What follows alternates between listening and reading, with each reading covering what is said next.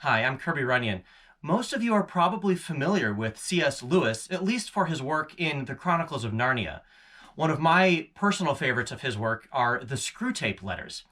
Now, in the Screwtape Letters, Lewis is writing from the first person perspective of a senior demon or devil in the lowerarchy of hell. And these letters are written to this demon, whose name is Screwtape, to his nephew Wormwood. Now, Wormwood has been assigned to be the tempter for a certain individual living on Earth in England during the Second World War. In the Screwtape Letters, God is referred to as the enemy, and Satan, or the chief devil, is often referred to as our Father or our Father below. Things that we would think of as good are talked about as bad, and things we would think of as bad are talked about as good. So with that in mind, I want to read one of my favorite letters, letter 20 from the Screwtape Letters. My dear Wormwood, I note with great displeasure that the enemy has, for the time being, put a forcible end to your direct attacks on the patient's chastity. You ought to have known that he always does this in the end, and you ought to have stopped before you reached that stage. For as things are, your man has now discovered the dangerous truth that these attacks don't last forever.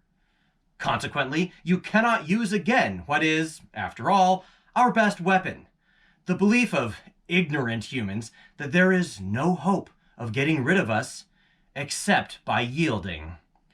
I suppose you've tried persuading him that chastity is unhealthy?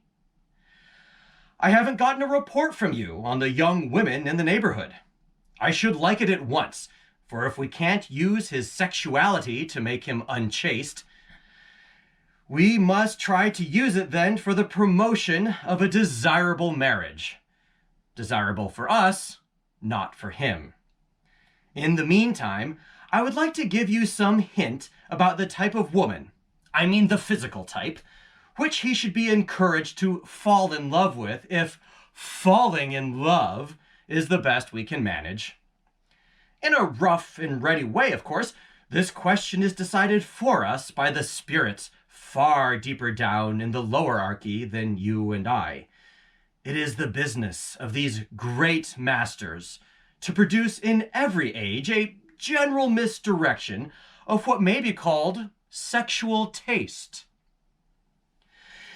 This they do by working through the small circle of popular artists, dressmakers, actresses, influencers, and advertisers who determine the fashionable type. The aim is to guide each sex away from those members of the other with whom spiritually helpful, happy, and fertile marriages are most likely. Thus, we have now for many centuries triumphed over nature to the extent of making certain secondary characteristics of the male, such as the beard, disagreeable to nearly all the females. And there is more in that than you might suppose. As regards the male taste, we have varied a good deal.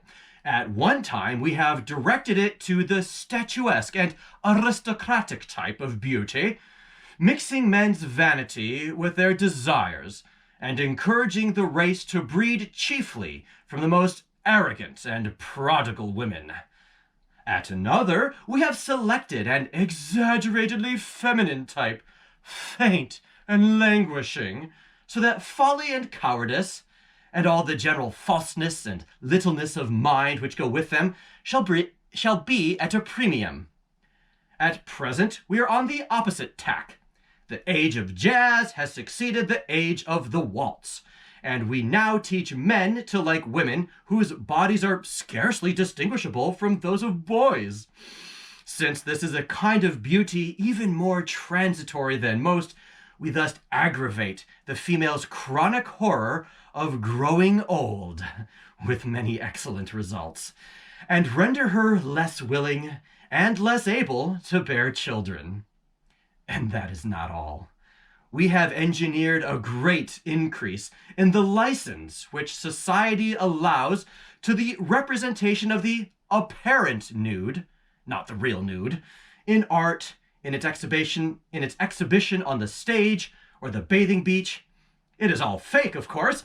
The figures in the popular art are falsely drawn. The real women in bathing suits or tights are actually pinched in and propped up to make them appear firmer and more slender and more boyish than nature allows a full-grown woman to be.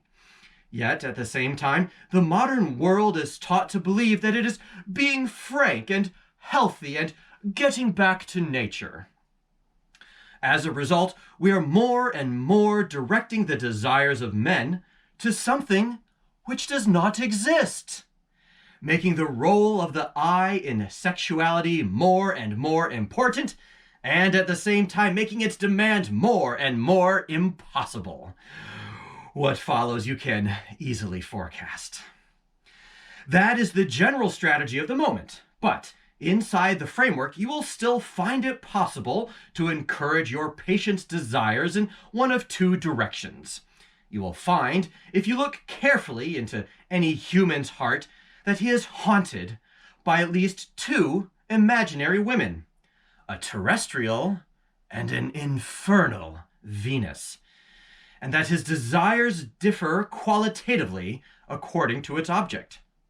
There is one type for which his desire is such as to be naturally amenable to the enemy, readily mixed with charity, readily obedient to marriage, colored all through with that golden light of reverence and naturalness which we detest. There is another type which he desires brutally, and desires to desire brutally. A type best used to draw him away from marriage altogether, but which, even within marriage, he would tend to treat as a slave, an idol, or an accomplice. His love for the first might involve what the enemy calls evil, but only accidentally. The man would wish that she was not someone else's wife and be sorry that he could not love her lawfully. But in the second type, the felt evil is what he wants. It is that tang in the flavor which he is after. In the face, it is the visible animality, or sulkiness, or craft, or cruelty which he likes. And in the body, something quite different from what he ordinarily calls beauty, something he may even, in a sane hour, describe as ugliness, but which, by our art, can be made to play on the raw nerve of his private obsession. The real use of the infernal Venus is no doubt as prostitute or mistress. But if your man is a Christian, and if he has been well trained in nonsense about irresistible and all-excusing love, he can often be induced to marry her, and that is very well worth bringing about. You will have failed as regards fornication and solitary vice, but there are other and more indirect methods of using a man's sexuality to his undoing. And, by the way, they are not only efficient, but delightful, and unhappiness is produced of a very lasting and exquisite kind. Your affectionate uncle, Screwtape.